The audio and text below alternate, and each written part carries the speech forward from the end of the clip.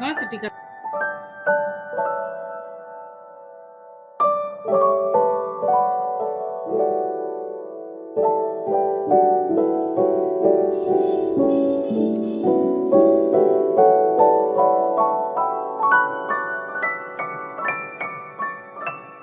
নমস্কার বন্ধুরা, welcome back to my channel Labani's cook and ব্লগে সকলকে স্বাগত জানাই আজকে আরও একটা নতুন ভিডিওর সঙ্গে। মিরিক যাওয়ার ভিডিও যে সিরিজটা চলছিল, মানে সেই ভিডিওর মাঝখানের গ্যাপ হয়ে যাচ্ছে অনেকটা। তার কারণ হলো আমার একটা ঘর শিফটিংয়ের একটা কাজ চলছে, তো সেই কারণে আর কি এত লেট লেট করে ভিডিও আসছে। সেই দিয়েছিলাম আমরা নেপাল যাওয়ার, তারপরে মিরিক যাওয়ার, তারপরে আজকে দিচ্ছি মিরিকেরই আর কি শুধু লেকটা ঘুরবো আমরা।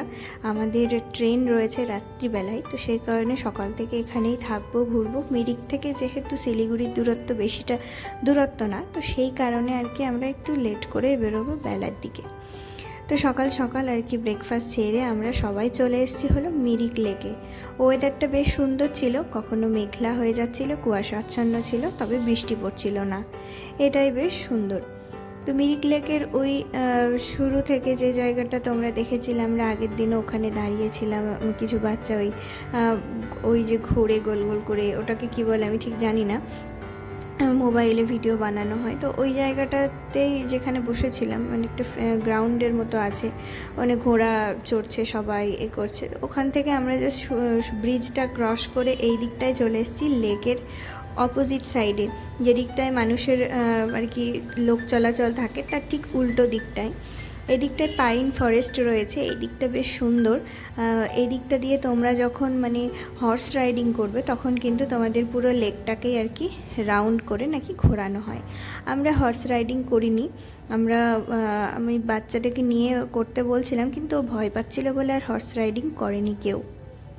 আমাদের টিমে আরও যারা ছিল তারা বোট রাইডিং, হর্স রাইডিং এইসব করছিল, আর আমরা এই দিকটা লেকের চারিদিকটা হেঁটে হেঁটেই ঘুরছিলাম। হেঁটে হেঁটে ঘোরারও একটা বেশ আলাদা মজা লাগছিল।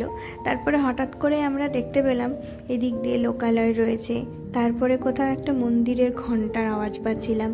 তো তখন ধারণা হলো যে এখানে কোথাও একটা মন্দির আছে। এখানে লেখা রয়েছে আই লাভ মিরিক। এই জায়গাটা আমরা বেশ কিছুক্ষণ দাঁড়িয়েছিলাম, বাচ্চাগুলো খেলছিল। আমাদের দুটো ফ্যামিলি, আমরা হর্স রাইডিং, বোট রাইডিং এগুলো করিনি। এখানে বোট রাইডিং করার সময় লাইফ জ্যাকেটও দিচ্ছিল না, তো সেই কারণে আমরা ভয় পাচ্ছিলাম, যদিও কিছু হবে না, সবাই যাচ্ছিল, তবু আর কি আমার হাজব্যান্ড কেউ চড়তে চাইলো না। তারপরে আর একটা যাদের বাচ্চা ছিল, খুব ছোট বাচ্চা, ও খুব চঞ্চল, ঝাঁপ দিয়ে যদি জলে টলে পড়ে যায়, সেই জন্য ওর মা বাবাও যেতে রাজি হলো না, তো আমরা আর গেলাম না। একবারে এত কুয়াশাচ্ছন্ন হয়ে গেছে যে আর কিছুই দেখা যাচ্ছিল না চারিদিক। আমরা এখানে দাঁড়িয়েছিলাম অনেকক্ষণ, ফটো, ভিডিও, রিলস এইসব করছিলাম। তারপরে তো ওরা হর্স রাইডিং করে চলে এসছে।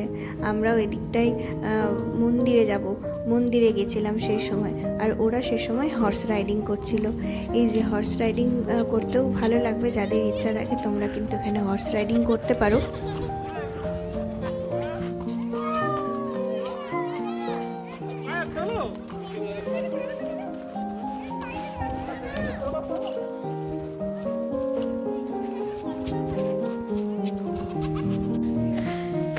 তো ওপরে একটা মন্দির আছে, সেটাই দেখতে যাচ্ছি। চলো কত উঁচুতে দেখি। বেশ খানিকটা হাঁটার পর এই মন্দিরটা পেলাম। আমরা ভেবেই পাচ্ছিলাম না যে হয়তো অনেক দূর উঠতেই পারবো না। তারপরে অবশেষে মন্দিরের সামনেটা দেখলে তারপরে আমরা ভেতরে চলে আসলাম। এখানে মা দুর্গা মনে হয় এবং শিব, এই দুজনের পুজো হচ্ছিল। তো তারপরে আমরা এখানে বসে আমাদেরকে একটু পুজো করিয়ে দিলেন। এখানে মহিলা পণ্ডিত দেখতে পাচ্ছ যে পুজো করছিল, খুব সুন্দর করে পুজো করলো। তারপর আমরা দক্ষিণা দিলাম। ওখানে যাওয়া মাত্রই আর কি পুজো করে দিচ্ছিল, কপালে তিলক দিয়ে দিচ্ছিল। তারপরে আমরা এখান থেকে বেরিয়ে আসলাম এই ফাঁকা জায়গাটায়। আর কি ঠান্ডা মেঝেগুলো ছিল, আর ভেজা ভেজা ছিল যেহেতু বৃষ্টি হচ্ছে। তো এর দেখতে পাচ্ছ ওই যে সিঁড়ি, এই দিক দিয়ে পাহাড়ের ওপর দিয়ে আবার একটা রাস্তা আছে, মানে এখানে মন্দির, তারপরে এই যে সিঁড়িটা দেখতে পাচ্ছ, সিঁড়ি দিয়ে বেয়ে চলে গিয়ে ওখানে একটা শিব মন্দির দেখতে পাচ্ছ, তার ওপরে কিন্তু আরও একটা শিব মন্দির আছে, মানে দুর্গা এবং শিবের মন্দির। তো ওই শিব মন্দিরটাতে আমরা হেঁটে হেঁটে গেলাম, কারণ আজকে ছিল সোমবার, মানে যেদিন আমরা এখানে গেছিলাম, তো সেদিন ছিল শ্রাবণ মাসের সোমবার। তো সেই কারণে সোমবার বলে আমরা সেদিন তো মানে সোমবারটা তো পালন করি, তো সেই কারণে আমরা এই পাহাড়ে এসেও একটা শিবের মন্দির পেয়ে গেলাম। তো তারপরে খাওয়া দাওয়া করে নিয়েছিলাম বলে আর জল দিলাম না, তো সেই কারণে আমরা একটু পুরোহিত এখানে পুজো করলো, আমরা কিছু দক্ষিণা দিলাম, তারপরে আমরা আবার নিচে চলে আসলাম।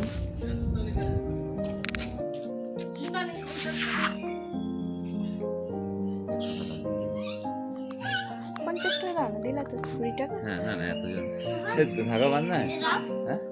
जाओ जाओ जाओ पंडित जी थोड़ा सा आ सकते हैं इधर तो जा ही नहीं ठीक है হর্স রাইডিং, বোট রাইডিং না হয়েছে তো কী হয়েছে, আমাদের কিন্তু ভগবানের দর্শন হয়েছে। তো চলো এখন ভগবানের দর্শন করেছি, আর জায়গাটা বেশ খুব সুন্দর ছিল, এত উঁচুর উপরে যে মন্দির এটা ভাবাই যায় না। তারপর এখন আমরা ধীরে ধীরে নিচে নেমে যাব এবং ডাইরেক্ট আমরা যাব হোটেলে। আমাদের আর কোনো দাঁড়ানোর কোনো নেই, কারণ আমাদেরকে 12টার সময় রেডি থাকতে হবে, আমাদের গাড়ি চলে আসবে, যেই গাড়িটি আমাদের শিলিগুড়ি পৌঁছে দেবে।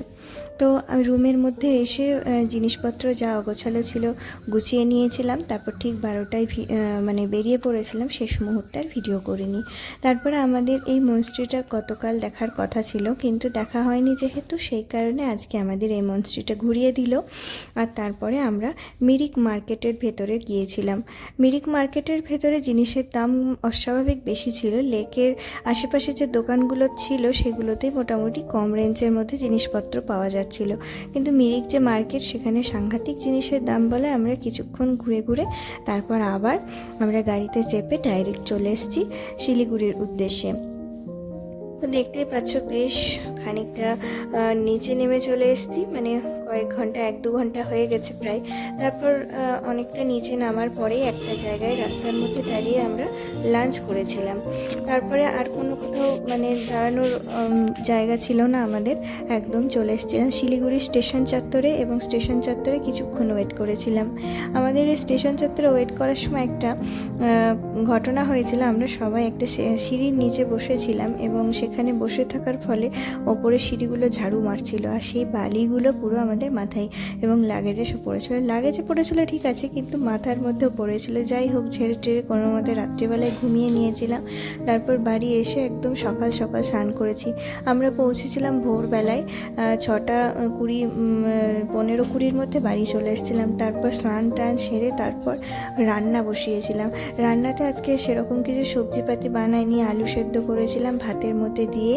তারপর মানে কাঁকরোল ছিল, কাঁকরোলগুলো ভেজে নিয়েছি, আর একটু গাজর ছিল আর ক্যাপসিকাম ছিল, তো শুকিয়ে গেছিলো একটু মানে এগুলো, তো ওটাই আর কি ডালের মধ্যে দিয়ে করে নিয়েছি। আর আমার আমচুর রাখা ছিল, তো আমচুরের চাটনি বানিয়েছিলাম।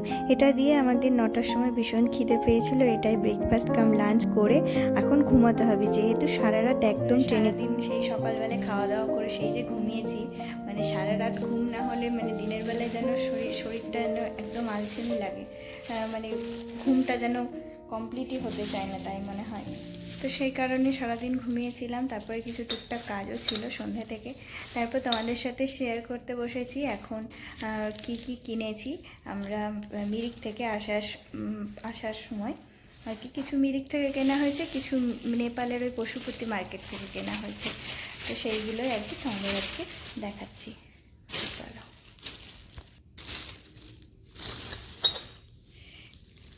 এটা একটা ছোট্ট ব্যাগ, এর মধ্যে চাবি বা টুকটাক রাখা যেতে পারে, বা বাচ্চাদের কিন্তু অনেক পেন্সিল টেন্সিল এগুলোও রাখা যেতে পারে, মানে ছোটোখাটো জিনিস বা পার্স হিসাবে ব্যবহার করা যেতে পারে। তো এটা একটা আমার হাজব্যান্ডের পছন্দ হয়েছিল, তাই এটা নিয়েছি একটা। এটা মিরিকে ওই লেকের ধার থেকে একটা, মানে কিছু কোথাও গেলে একটা স্মৃতি নিতে হয়। আর এই যে এটা টুপি নিয়েছিলাম,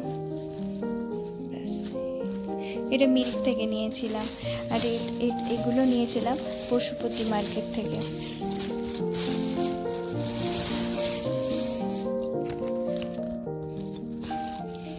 এগুলো কি তোমাদের দেখাই চলো। এই ছাতাটিও মিরিক থেকে নিয়েছিলাম। ওখানে ছাতাগুলো বেশ সুন্দর সুন্দর, মানে দামের তুলনায় ছাতাগুলো কিন্তু খুব সুন্দর ছিল।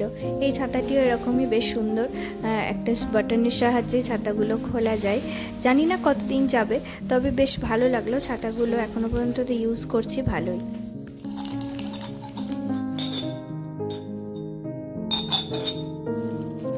এই যে এই কাপগুলো ওই পাহাড়ে খুব সুন্দর আর কি পাওয়া যায়।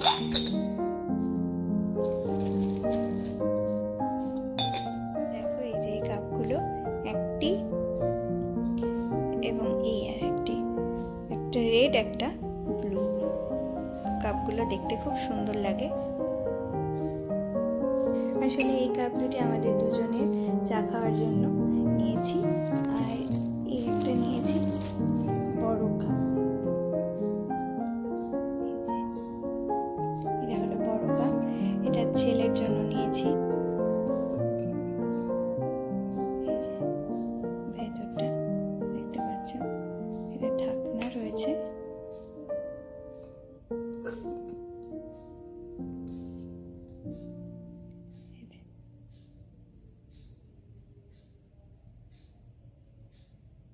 ভিডিওটা এখানেই শেষ করছি, দেখা হচ্ছে নেক্সট ভিডিওতে। ততক্ষণ সবাই তোমরা ভালো থেকো, সুস্থ থেকো।